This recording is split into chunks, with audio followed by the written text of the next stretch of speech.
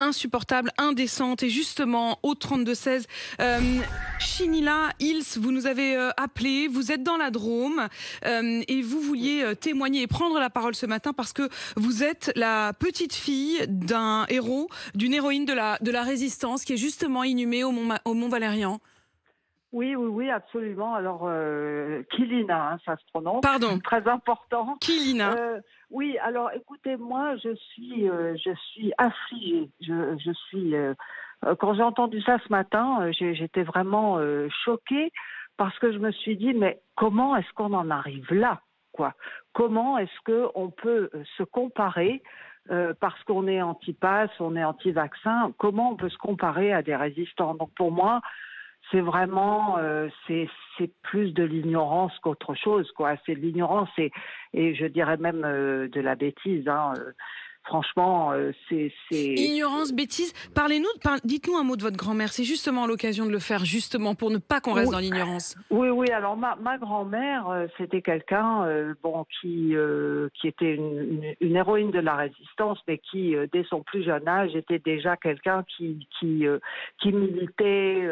Pour les autres, quoi. Et elle a été élevée, il faut dire, avec un leitmotiv qui était arrête de t'apitoyer sur ton sort.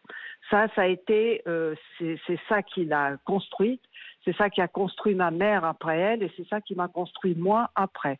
Donc on a appris, nous, cette valeur, c'est que on arrête de s'apitoyer sur son sort et on essaye d'améliorer les choses et puis d'aider les gens qui sont en difficulté. Donc comparer le nazisme au pass sanitaire, là, vraiment, c'est aller trop loin. Et ma grand-mère, qui a vraiment, qui a donné sa vie, hein, pour la France, puisqu'elle a été dénoncée. Hein.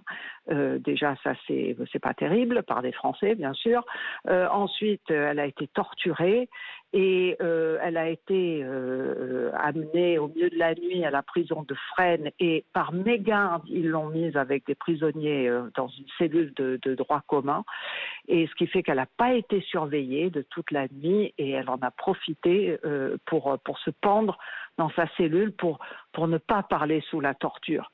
Donc, Pour ne pas moi, parler sous la torture. voilà. Kilina, ce témoignage ce matin, merci de le poser justement comme une réponse en quelque sorte à cet acte de vandalisme sur le Mont Valérien où votre grand-mère donc est enterrée, votre grand-mère Bertie Albrecht. Votre réaction évidemment, Thibault. Témoignage poignant, bien sûr, témoignage essentiel, et je trouve que au-delà de ce rappel émouvant et indispensable, votre auditrice est bien indulgente avec les gens qui ont tagué, parce que quand elle leur accorde le bénéfice, parce que c'est le bénéfice d'une excuse qui est celle de la bêtise ou de l'ignorance, je pense qu'à un moment il faut dépasser ces excuses. On peut pas ignorer ce que c'est que le Mont Valérien. Les gens, il faut y aller, le Mont Valérien, il faut monter, c'est pas facile d'accès. C'est pas un hasard. C'est pas un hasard, ce sont des gens qui ont choisi, on voit les images, c'est fait méticuleusement, c'est une opération qui est soigneusement préparée par des gens qui savaient très bien ce qu'ils faisaient. Et encore une fois, c'est insupportable parce que les gens qui prétendent aujourd'hui résister à la soi-disant oppression sanitaire sont des gens qui mettent en perspective des mots qui ont une valeur en français, qui renvoient à des événements historiques qui sont d'une gravité insupportable. La grand-mère de cette auditrice, elle s'est suicidée en prison pour ne pas parler sous la torture. Alors que les gens qui sont contre le pass, ils veulent pouvoir continuer à aller faire la fête en risquant de contaminer les autres. Alors cela dit, il y a certains anti-pass